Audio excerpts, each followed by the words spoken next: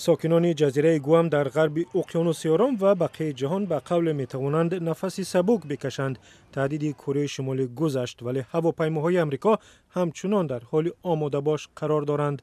بابی تایتانا ساکن گوام باور دارد که نظامیان ایالات متحده قدرت و توانایی محافظت آنها از موشک‌های کیم چن این را دارند. با نظر داشته آنچه که درباره این آدم خوانده ام، او به همه چی قادر است. اگر قرار کرده است که به گوام ضرر نرساند، پس به منفعتش است.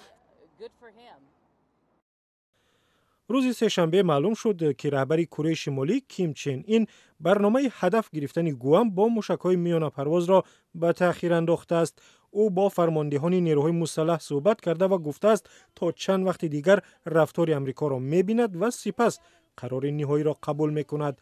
هفته گذشته فرمانده نیروهای استراتژی کره شمالی کیم راک گیام گفت دستور برای حمله موشکی به گوام را در میانه‌های ماه اوگوست به دست رهبر کشور می‌سپارد. با نظرداشت خریطه‌ای که کیم چن این و گنرال‌هایش نگاه دارند، موشک‌هایشان در ناحیه سیمپا در ساحل‌های شرقی کره شمالی جای گیرند. آزمایش‌های موشکی را نیز از همین جا انجام می‌دهند. در نقشه خط حرکت موشک‌ها به سمت گوام کشیده شده است.